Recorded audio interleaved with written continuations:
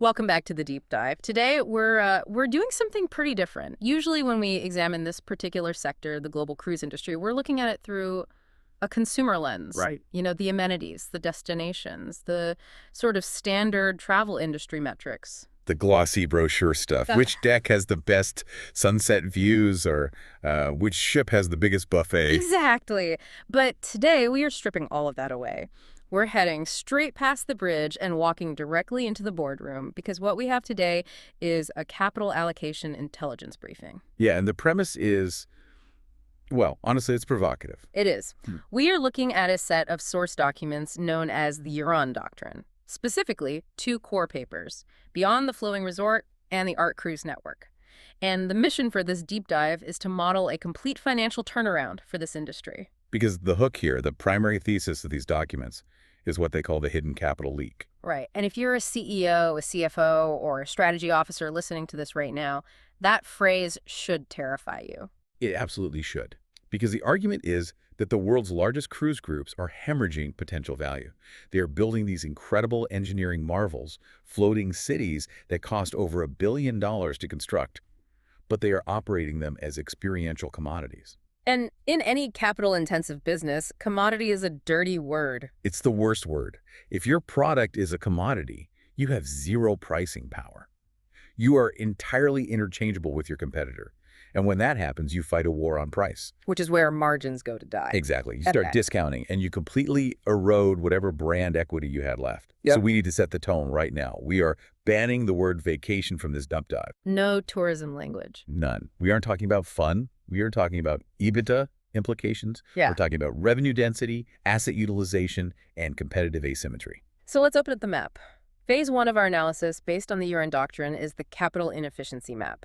Before we can model how to unlock new revenue, we have to identify exactly where the money is leaking out of the existing ecosystem. And the first major leak is what they call the crisis of sameness as an economic liability. Break that down. Look at the balance sheet.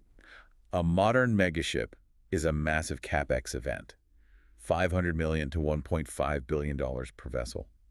And the hardware, the naval architecture, the propulsion, the marine engineering is state-of-the-art. Absolute technical perfection. Right. But then you look at the software. And by software, I mean the interior experience, the cultural identity of the space. The EURAN documents point out that fleets across the major groups suffer from massive homogenization. It's the sea of sameness. It's a billion-dollar beige wall. You have this marvel of modern engineering capable of crossing oceans, and the interior looks like a generic hotel lobby in an airport business park or a suburban shopping mall. So translate that into a financial impact. Why does a generic carpet or a generic atrium design actually hurt the bottom line? Because it destroys differentiation. The documents call this the gap between technical excellence and emotional resonance. If ship A from one major group feels exactly like ship B from a competitor, same brass railings, same generic luxury aesthetic, why on earth would I pay a premium for ship A? You wouldn't. You'd open a booking site, compare the two, and buy the cheaper one. Exactly. You become a price shopper.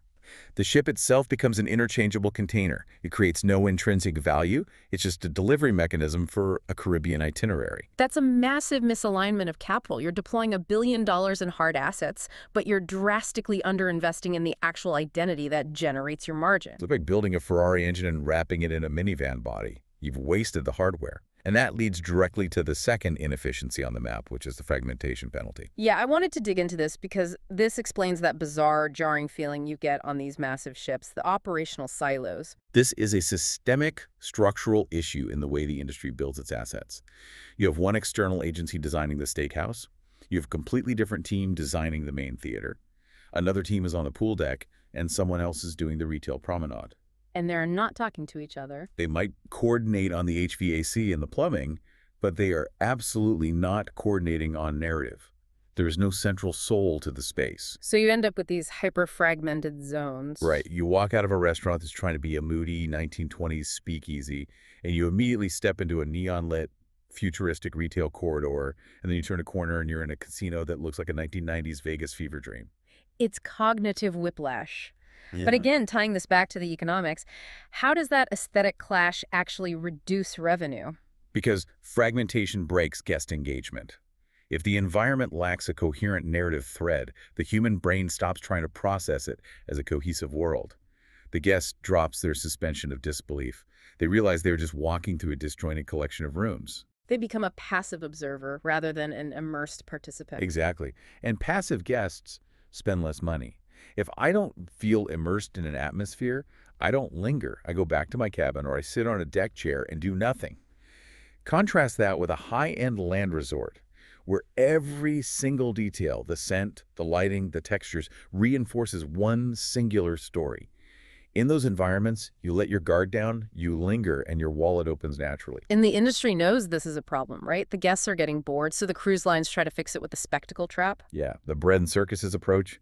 The industry sees the engagement dropping, so they try to jolt the guests awake with volume. Massive Broadway-style productions, Yeah. acrobats falling from the ceiling. Roller coasters on the top deck. Right. But look at the OpEx on that. The operational expenditure for these entertainment centers is brutal. Royalties, specialized technicians, performers, constant maintenance. It's a massive cost center. And while a guest is sitting in a dark theater watching a 90-minute show, They aren't spending a dime on food, beverage, or retail. More importantly, the EURAN documents argue that spectacle creates noise, but it doesn't create meaning. A guest might think an acrobat is impressive, but that doesn't build long-term brand equity or loyalty. it's a sugar rush. It fades the minute the show is over. Which brings us to the third point on the inefficiency map. And I think this is the most counterintuitive financial insight in the briefing, the square meter metric. This completely upends traditional retail logic. If you're a standard commercial real estate developer, your entire religion is revenue per square meter. Right. If you have an empty corner, you put a kiosk there, you put a vending machine there, you cram as many transactional opportunities into the floor plan as possible to maximize throughput. But the EURAN doctrine proves that optimizing for throughput in a hospitality environment actually lowers your long-term yield. How does having fewer places to buy things result in higher onboard revenue? Because heavily transactional environments create psychological friction. If I have to walk down a promenade and I feel like I'm running a gauntlet of salespeople pushing watches, cheap gold chains, and photos, my guard goes up. You speed up. You want to get out of there. You treat the space as a corridor, not a destination. It's an obstacle course. But if you design a relational environment, a space defined by curated art, cohesive design, and cultural atmosphere, the guest relaxes. They feel respected. They stop feeling like a target. And that creates dwell time. Dwell time is the holy grail. Increased dwell time correlates directly to increased onboard spend. If I am sitting in a beautifully authored lounge because the lighting is perfect and there's a fascinating piece of original art on the wall, I'm happy to sit there for an hour. And in that hour, you order a second $18 cocktail? Exactly. By trying to force transactions with kiosks and clutter, the operators are driving guests out of the very spaces designed to capture high-margin F&B revenue. They are chasing pennies and losing dollars. Okay, so the capital inefficiency map is clear. The assets are commoditized, the operational silos are breaking engagement, and the real estate is optimized to the wrong psychological metric. That's the diagnosis. Now let's move to phase 2, the revenue density and pricing power blueprint. Right. How do we actually fix the allocation? The core pivot here is shifting from the floating resort to what EURAN calls cultural infrastructure, treating culture not as a cost center, but as a margin multiplier. Let's look at the first mechanism for this, the cultural monetization engine. This is a total reconstruction of the onboard retail architecture. Think about a standard cruise ship gift shop today. It's bleak. It's duty-free liquor, branded lanyards, and mass-produced T-shirts. It feels like an airport terminal from the 1990s. It's low engagement and highly commoditized. There is zero urgency to buy those items because you can get them anywhere. The EURAN model replaces this with selling fragments of the story. What does that look like in practice? Let's say the ship has been authored with a specific cultural identity. Not a theme park theme, but a deep design philosophy. Let's call it the architecture of light. The art across the vessel reflects this. The cultural monetization engine means you aren't selling generic souvenirs. You are selling curated editions, limited run objects, and digital access related specifically to that ship's collection. So instead of buying a $25 T-shirt, I'm buying a $600 limited edition lithograph of the piece hanging in the main dining room. Exactly. You are offering provenance. You are turning the passive tourist into an active collector. And the psychology of that purchase is completely different. Entirely different. A generic souvenir feels like a mandatory expense. A piece of limited run art feels like an acquisition. It validates the guest's taste and intelligence. And mathematically, look at what this does to your average transaction value. It skyrockets. It creates a high-margin revenue stream that doesn't feel transactional to the guest. It feels experiential. That's brilliant. Now, the second part of phase 2 is something they call narrative architecture as a yield manager. The Constellation engine. Right. And this goes directly to asset utilization because every single ship on the ocean right now has dead zones. Massive dead zones. Lounges tucked away on deck 4 that are completely empty at 3 p.m. And that is dead capital. You're paying to air condition that space, light it, and staff it, and it's generating zero revenue per square meter. The Constellation engine solves this by using story to distribute people. If you map an emotional or cultural arc across the decks, let's say the art installation, the atrium, is chapter 1, but you have to visit the observation lounge on deck 12 to see chapter 2, you create a magnetic pull. You are literally using curiosity as a traffic control system. Precisely. You aren't explicitly telling them where to go, you are enticing them. This smooths out the utilization rates across the entire vessel. You take 500 people who would normally be crammed onto the crowded pool deck where they are annoyed and not getting good service, and you pull them into these underutilized cultural pockets. Which activates those dead zones into revenue zones. Suddenly that empty bar is selling espresso and cocktails. Yield management through narrative flow. It increases revenue density without requiring you to build a single new venue. And then we have the personalization engine. Now, usually when I'm looking at hospitality models, personalization means a massive spike in CapEx. Right, the Butler model. If you want a tailored experience, you throw labor at it. You hire a concierge for every 10 guests. Which absolutely destroys your margins. You can't scale that on a 4,000 passenger vessel. You can't. But EURAN proposes OpEx-efficient customization. They're talking about modular, crew-friendly systems and digital interfaces, reversible atmospheres inside the cabin. Explain that concept. It means the hardware of the room is designed to adapt via software. You walk in, and through a digital interface, you select the mood or the cultural curation you want. The lighting temperature adjusts automatically.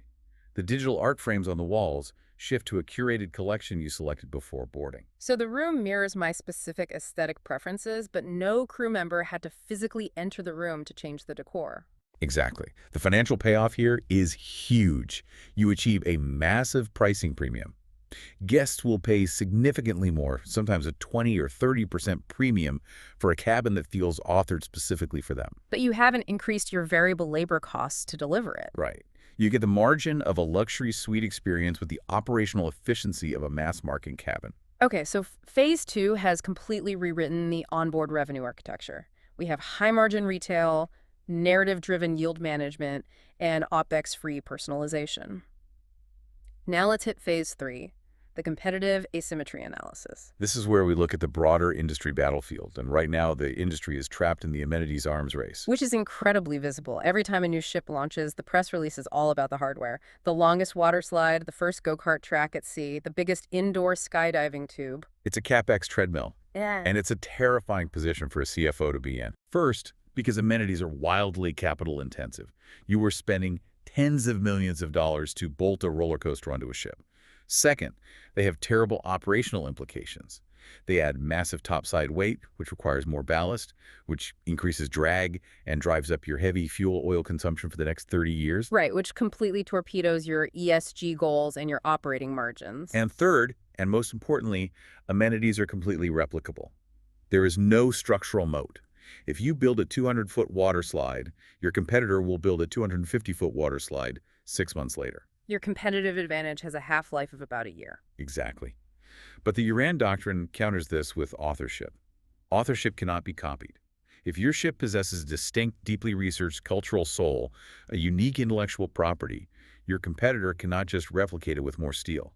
You can copy a floor plan, but you cannot copy an ethos. Right. And this shifts your brand positioning fundamentally. Yeah. Move from being a hospitality provider utility to a cultural institution. Which totally changes the demographic you are attracting. The documents specifically mention the learner profile. Yes. The amenities race attracts the thrill seeker, which is often a highly price-sensitive demographic.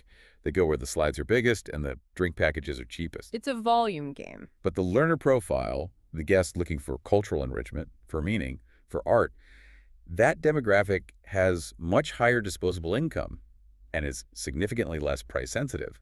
They will pay a premium for an environment that respects their intellect. So you're insulating your brand from the mass market price wars. And there's another angle here regarding risk exposure and asset life. The physical depreciation of trends. Yeah. A neon arcade or a massive surf simulator looks incredibly dated after about 5 or 6 years. It screams yesterday. That's the floating resort risk. You are betting massive amounts of capital on fleeting leisure trends. But cultural infrastructure, high art, timeless narrative architecture that doesn't age out. A well-curated gallery space is beautiful today, and it will be beautiful in 2040. This creates huge life cycle extension. In the current model, cruise lines have to pull these ships into dry dock every 5 to 7 years for incredibly expensive retrofits just to stay relevant. They are literally tearing out steel to put in new gimmicks. Which means the asset is offline, generating zero revenue while consuming millions in CapEx. But if your foundation is cultural, you don't tear out the steel. You just evolve the software. You bring in a new artist in residence. You rotate the exhibition. You update the digital curation. The hardware remains untouched, extending the life of the asset and drastically improving your return on invested capital. And the final piece of this competitive asymmetry is the network effect, the art cruise network.